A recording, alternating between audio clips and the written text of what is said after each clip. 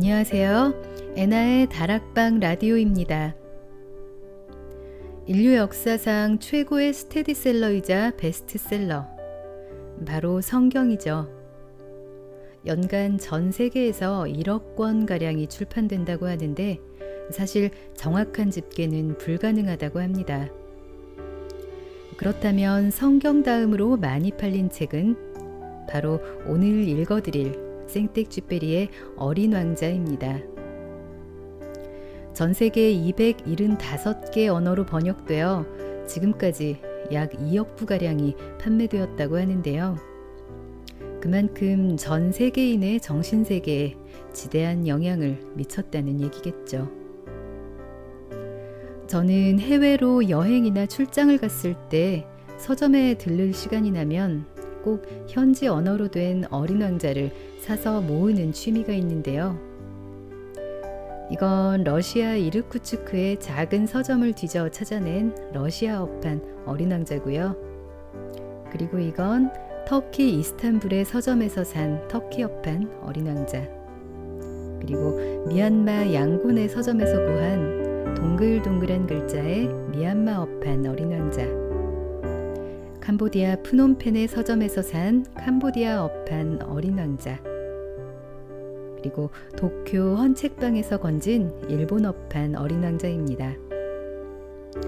마지막으로 저는 어린 왕자를 너무 좋아해서 불문학을 전공했는데요. 대학교 때 불소설 시간 교재였던 불어판 어린 왕자입니다. 소설 어린 왕자는 레옹베르트에게 바치는 헌사로 시작하는데요. 레옹베르트는 유대인 출신의 프랑스 작가로서 생텍쥐페리와 아주 절친한 친구였습니다. 레옹베르트는 생텍쥐페리가 실종된 후 서로에 대한 추억담과 주고받은 편지를 모아 생텍쥐페리에 대한 추억이란 책을 내고 콩쿠르상 후보에까지 오른 작가였습니다. 생텍쥐페리는 친구인 레옹베르트의 권유로 미국의 망명해 있는 동안 어린 왕자를 집필했다고 합니다. 오늘은 앞부분부터 읽어드릴 텐데요. 어릴 때 읽었던 어린 왕자와 어른이 된 뒤 읽는 어린 왕자는 그 느낌이 어떻게 다른지 생각해보는 시간 되셨으면 좋겠습니다. 그럼 오늘도 편안하게 들어주세요.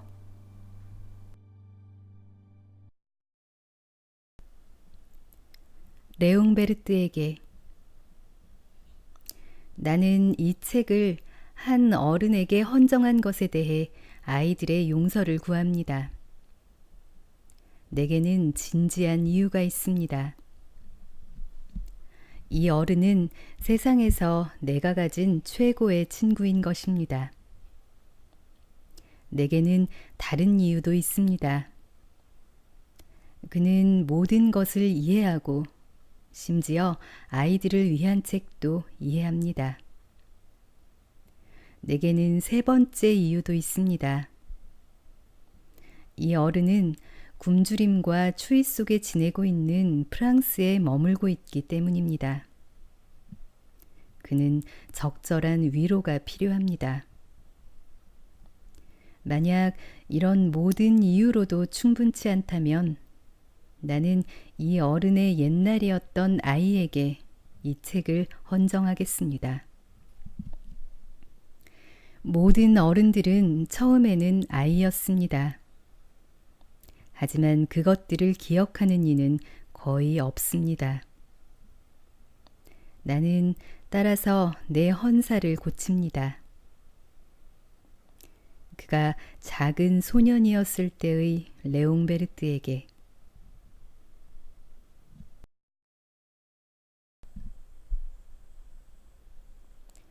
내가 6살이었을 때 한 번은 체험담으로 불리는 원시림에 관한 책에서 굉장한 이미지 하나를 보았다. 그것은 맹수를 삼키고 있는 보아뱀 한 마리를 보여주고 있었다. 여기 그 그림에 모사본이 있다. 그 책은 보아뱀은 먹이를 씹지도 않고 통째로 삼킨다. 그러고 나서 그들은 더 이상 움직일 수 없어서 소화를 위해 6개월 동안 잠을 잔다고 알려주고 있었다. 나는 그때 정글의 모험에 대해 많이 생각했고, 이번에는 내가 연필로 내 첫 번째 그림을 그리는데 성공했다. 나의 그림 1번. 그것은 이와 같았다. 나는 내 걸작을 어른들에게 내보이며 내 그림이 혹시 그들을 두렵게 하는지를 그들에게 물었다. 그들은 내게 대답했다. 모자가 어째서 두렵게 할 거라는 거지? 내 그림은 모자를 표현한 게 아니었다. 그것은 코끼리를 소화시키는 보아뱀을 표현한 것이었다. 나는 그래서 어른들이 이해할 수 있도록 보아뱀의 안쪽을 그렸다. 그들에겐 항상 설명이 필요하다. 내 그림 2번은 이와 같았다. 어른들은 내가 보아뱀의 안쪽을 그린 것이든 바깥쪽을 그린 것이든 그에 관해서는 제쳐두고 대신 지리, 역사, 수학, 그리고 문법에 관심을 가지라고 권고했다. 그것이 내가 6살 나이에 화가라는 굉장한 직업을 포기하게 된 이유였다. 나는 내 그림 1번과 2번의 실패로 낙심하게 되었던 것이다. 어른들은 결코 혼자서는 어떤 것도 이해하지 못하고 아이들은 언제나 그들에게 설명하느라 애쓰고 있는 것이다. 나는 따라서 다른 직업을 선택해야만 했고 비행기 조종하는 법을 배웠다. 나는 세상 곳곳을 비행했다. 그리고 지리는 정말이지 내게 많은 도움을 주었다. 나는 중국과 애리조나를 한눈에 구별할 수 있었다. 만약 누구라도 밤에 길을 잃는다면 그것은 매우 유용한 것이다. 인생을 살면서 나는 많은 진지한 사람들과 숱한 교류를 가졌다. 나는 어른들 속에서 많은 체험을 했던 것이다. 나는 그들을 매우 가까이서 지켜봤다. 그것이 내 견해를 크게 변화시킨 것은 아니었다. 나는 조금 명석해 보이는 일을 만날 때마다 내가 항상 지니고 있던 내 그림 1번을 보여주는 실험을 했다. 나는 그 사람이 정말 이해하는지 알고 싶었던 것이다. 그러나 언제나 그 사람은 그거 모자네 하고 대답했다. 그러면 나는 그 사람과 보아뱀이나 원시림이나 또는 별에 관해 이야기하지 않았다. 나는 내 자신을 그 사람에 맞추었던 것이다. 나는 그 사람에게 브릿지, 골프, 정치, 그리고 넥타이에 관해 이야기했다. 그러면 그 어른은 매우 지각 있는 사람을 알게 된 것에 대해 아주 만족해 했다.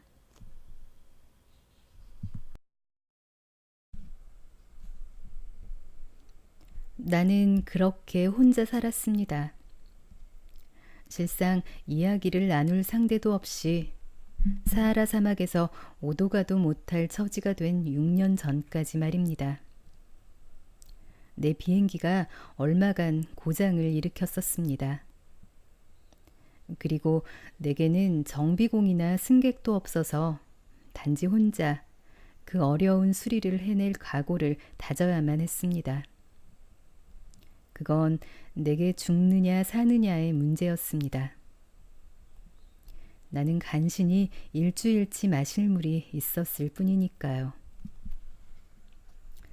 첫날 밤 나는 여느 주거지로부터 수천 마일 떨어진 모래 위에서 잠이 들었습니다. 나는 대양 한복판에 떠 있는 뗏목 위의 난파선 선원보다 더 고립되어 있었던 것이죠. 그러니 여러분은 동틀 무렵 이상한 작은 목소리가 나를 깨웠을 때의 내 놀라움을 상상할 수 있을 겁니다. 그는 말했죠. 부탁인데 내게 양 한 마리만 그려줘요. 응? 내게 양 한 마리만 그려줘요. 마치 나는 벼락이라도 맞은 듯이 벌떡 일어났죠. 나는 내 눈을 잘 보이게 문질렀답니다. 나는 주의 깊게 바라보았죠. 그리고 나는 엄숙하게 나를 살펴보고 있는 매우 기이한 복장의 꼬마 한 명을 보았습니다. 이것이 훗날 내가 그를 성공적으로 그린 것 중에서 가장 나은 초상화입니다. 하지만 내 그림은 물론 실제 모델보다 덜 매혹적입니다. 그건 내 잘못이 아닙니다. 나는 어른들에 의해 화가라는 직업이 좌절된 6살 이후 보아뱀의 안과 밖을 제외하고는 어떤 것도 그리는 법을 배운 적이 없었기 때문이죠. 나는 너무 놀라 휘둥그레진 눈으로 이 환영을 바라보았죠. 잊어서는 안 될 것이 나는 사람이 사는 지역으로부터 수천 마일 떨어져 있었던 것이죠. 그런데 이 꼬마는 내게 길을 잃은 것 같지도, 피곤해하는 것 같지도, 배가 고픈 것 같지도, 목이 마른 것 같지도, 두려워하는 것 같지도 않게 여겨졌죠. 그에게는 사막 한가운데서 길을 잃은 아이라고 할 만한 구석이 없었던 것입니다. 마침내 내가 말을 할 수 있게 되었을 때 나는 그에게 물었죠. 하지만 너는 여기서 무얼 하고 있는 거니? 그리고 그때 그는 내게 매우 부드럽게 아주 진지한 사항처럼 되풀이해서 말했습니다. 부탁이에요. 내게 양 한 마리만 그려줘요. 불확실성이 너무 압도적이면 사람들은 감히 따르지 않을 수 없게 됩니다. 사람들의 거주지로부터 수천 마일 떨어진 곳에서 죽음의 위험에 처한 내게 그것은 황당하게 여겨졌지만 나는 주머니에서 종이 한 장과 만년필을 꺼냈습니다. 그러나 그때 내가 공부한 것은 무엇보다 지리, 역사, 수학, 그리고 문법이었다는 것이 떠올랐고 그 꼬마에게 조금 언짢아진 기분으로 나는 그리는 법을 알지 못한다고 말했죠. 그는 내게 대답했습니다. 아무래도 상관없어요. 내게 양 한 마리만 그려줘. 나는 결코 양을 그려본 적이 없었으므로 그에게 내가 그릴 수 있었던 단지 2개의 그림 가운데 하나를 그려주었답니다. 그것은 보아뱀의 바깥이었죠. 그런데 나는 그 꼬마가 내게 대답한 것을 듣고 기겁하지 않을 수 없었습니다. 아니, 나는 보아뱀 속 코끼리를 원한 게 아니야. 보아뱀은 너무 위험하고 코끼리는 너무 거추장스러워. 내가 사는 곳은 모든 게 작아. 나는 양이 필요한 거야. 양 한 마리만 내게 그려줘.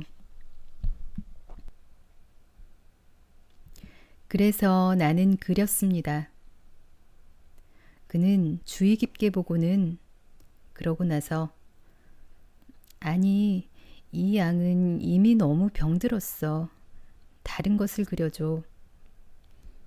나는 그렸습니다. 내 친구는 너그러움과 함께 귀엽게 웃었습니다.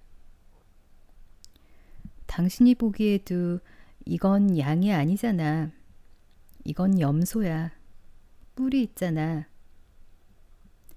그래서 나는 또 그림을 다시 그렸습니다. 하지만 그것도 앞의 것들처럼 거절당했죠. 이건 너무 늙었어. 나는 오랫동안 살 양 한 마리를 원해. 그래서 인내심도 다했고 서둘러 엔진 수리를 시작해야 했기에 나는 이것을 이렇게 끄적거렸습니다. 그러고는 툭 던졌죠. 그건 괴짝이야. 내가 원하는 양은 안에 있어. 하지만 나는 환하게 빛나는 젊은 심판관을 보곤 깜짝 놀랐습니다. 내가 원하던 게 바로 이거야. 당신은 이 양에게 많은 풀이 필요하다고 생각해? 왜? 내 별은 너무 작거든. 틀림없이 충분할걸. 나는 내게 매우 작은 양을 주었으니까. 그는 그 그림 위로 머리를 숙였습니다. 그렇게 작지는 않은데. 봐, 그가 잠들었어. 그렇게 해서 나는 어린 왕자를 알게 되었던 것입니다. 그가 어디서 왔는지를 알게 되기까지는 긴 시간이 걸렸다. 내게 그렇게 많은 질문을 했던 어린 왕자는 내가 묻는 것은 결코 들으려 하지 않는 것 같았다. 모든 것은 우연히 뱉어진 말들에 의해 아주 조금씩 내게 밝혀졌다. 예를 들면 그가 처음으로 내 비행기를 보고 물었다. 내 비행기는 그리지 않겠다. 그것은 내게 너무 복잡하다. 이 물건은 뭐야? 이건 그냥 물건이 아니야. 날아다녀. 이건 비행기야. 내 비행기지. 그리고 나는 내가 날아다닌다는 것을 그에게 알려줄 수 있어서 자랑스러웠다. 그러자 그가 소리쳤다. 뭐라고? 당신이 하늘에서 떨어졌다고? 그래. 나는 대수롭지 않다는 듯 대답했다. 와, 그거 재미있다. 그리고 어린 왕자는 매우 멋진 웃음을 터뜨렸는데 내게는 많이 거슬렸다. 나는 내 불행이 진지하게 여겨졌으면 했던 것이다. 그러고 나서 그가 덧붙였다. 그러니까 당신도 하늘에서 왔다는 거네. 어느 별에서 온 거야? 나는 그라는 존재의 신비로움에서 희미한 한 줄기 빛을 본 직후에 갑작스럽게 질문을 했다. 너는 그러니까 다른 별에서 왔다는 거니? 그러나 그는 답하지 않았다. 그는 내 비행기를 보면서 천천히 고개를 끄덕였다. 사실 저것으로 당신은 아주 먼 곳으로부터 올 수는 없었을 텐데. 그리고 그는 오랫동안 상념에 잠겨 있었다. 그러고는 그의 주머니에서 내 양을 꺼내서는 그의 보물을 넋놓고 감상했다. 여러분은 이 반쯤은 믿을 수 없는 다른 별들에 의해 불러일으켜진 내 호기심이 어떠했는지를 상상할 수 있을 것이다. 그래서 나는 더 많은 정보를 알아내기 위해 노력했다. 내 꼬마 친구, 너는 어디에서 왔니? 네가 사는 곳은 어디니? 내 양을 어디로 데려가려는 거니? 그는 깊은 생각에 빠져 침묵 끝에 대답했다. 당신이 내게 준 상자가 매우 좋은 점은 밤에 그것을 집으로 쓸 수 있다는 거야. 물론이지.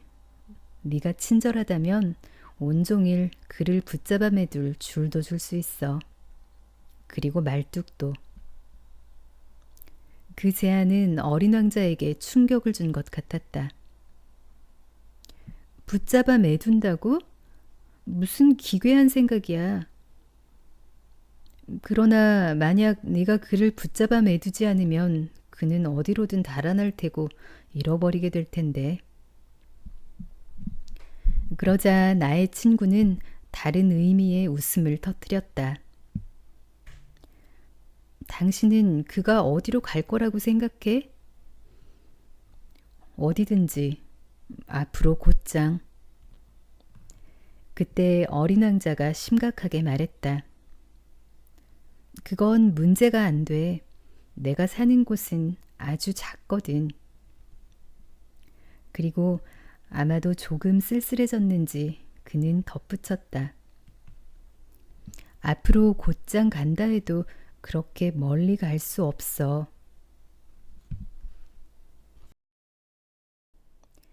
나는 그렇게 해서 매우 중요한 두 번째 사실을 알게 되었습니다. 그의 고향 행성이 기껏해야 집 한 채 크기에 지나지 않는다는 사실 말입니다. 그것이 내게는 크게 놀랄 일은 아니었습니다. 나는 지구나 목성, 화성, 금성처럼 우리가 이름 붙인 큰 별들 외에 또 다른 수백 개의 별들이 있다는 것을 알고 있었고, 그것들 가운데는 때때로 너무 작아서 망원경으로도 보기 힘든 것이 있었기 때문입니다. 한 천문학자가 그 가운데 하나를 발견하게 되면 그것에는 아무 의미 없는 이름을 부여합니다. 예를 들어 소행성 3251이라 부르는 것이죠. 나는 어린 왕자가 떠나온 별이 소행성 B612라고 믿을 만한 진지한 이유들을 가지고 있습니다. 이 소행성은 1909년 터키 천문학자에 의해 망원경으로 단 한 번 관측되었을 뿐입니다. 그는 그때 국제천문총회에서 그의 발견에 대해서 중대한 논증을 펼쳤습니다. 그러나 그의 복장 때문에 누구도 그의 말을 믿으려 하지 않았습니다. 어른들은 그렇답니다. 다행히도 소행성 B612의 명성을 위해 그의 국민들에게는 사형제를 시행한 터키의 한 독재자가 유럽풍으로 옷을 입도록 했습니다. 그 천문학자는 1920년 매우 우아한 차림으로 그의 논증을 다시 하게 되었습니다. 그리고 이번에는 모든 사람들이 그의 견해를 받아들였던 것입니다. 이처럼 내가 여러분에게 그 소행성 B612에 관해 상세히 말하고 그것의 번호를 털어놓은 이유는 어른들 때문입니다. 어른들은 계산하기를 좋아합니다. 여러분이 그들에게 새로운 친구에 관해 말할 때 그네들은 본질적 문제에 관해선 결코 묻지 않습니다. 그네들은 결코 이렇게 말하지 않는 것이죠. 그의 목소리 톤은 어떠니? 그 애가 좋아하는 게임은 뭐니? 그 애는 나비를 수집하니? 그네들은 여러분에게 이렇게 물을 겁니다. 그의 나이는 몇 살이니? 형제는 몇 명이니? 몸무게는 얼마니? 아버지 수입은 얼마나 되니? 단지 그것만으로 그를 알았다고 믿는 것이죠. 만약 여러분이 그 어른들에게 나는 장민넝쿨 담장이 있는 예쁜 집을 봤어. 창가에 제라늄 화분이 있고 지붕에는 비둘기집이 있는 이라고 해도 그네들은 그 집의 이미지를 떠올리지 못할 겁니다. 그들에게는 이렇게 말해야만 하죠. 나는 10만 프랑짜리 집을 봤어. 그때서야 그네들은 소리칠 거예요. 정말 멋지구나. 그러니 만약 여러분이 그네들에게 어린 왕자가 존재했다는 증거는 그가 매혹적으로 웃었고 양 한 마리를 원했다는 거야. 누군가 양 한 마리를 원할 때면 그것이 누군가 존재했다는 증거지. 라고 한다면 그네들은 자신들의 어깨를 으쓱해 보이고는 여러분을 어린애 취급할 거예요. 하지만 만약 그네들에게 그가 떠나온 그 별이 소행성 B612야 라고 하면 그때는 납득하고 여러분을 그들의 질문으로부터 혼자 있게 내버려 둘 거예요. 그네들은 그와 같아요. 그들을 원망해서는 안 돼요.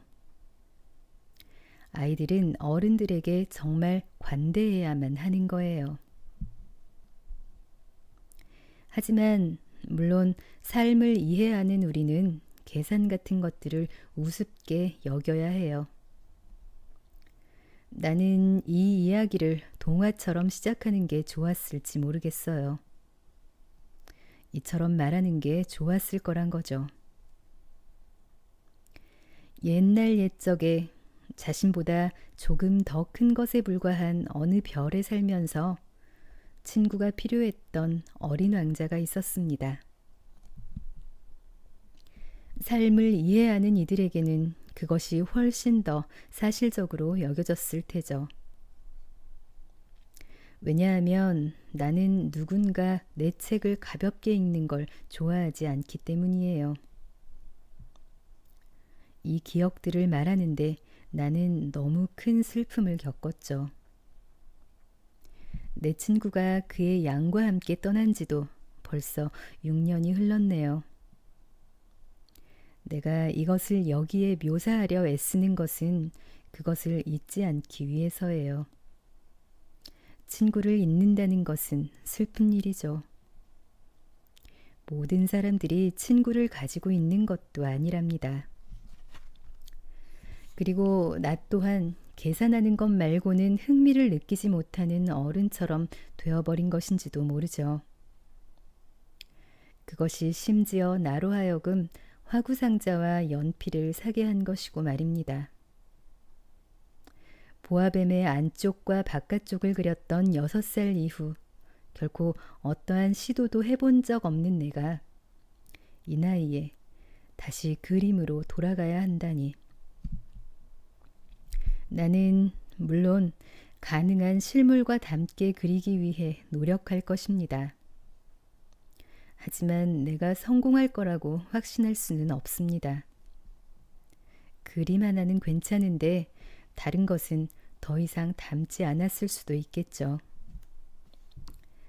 나는 크기에서도 얼마간 실수를 저지를 수 있습니다.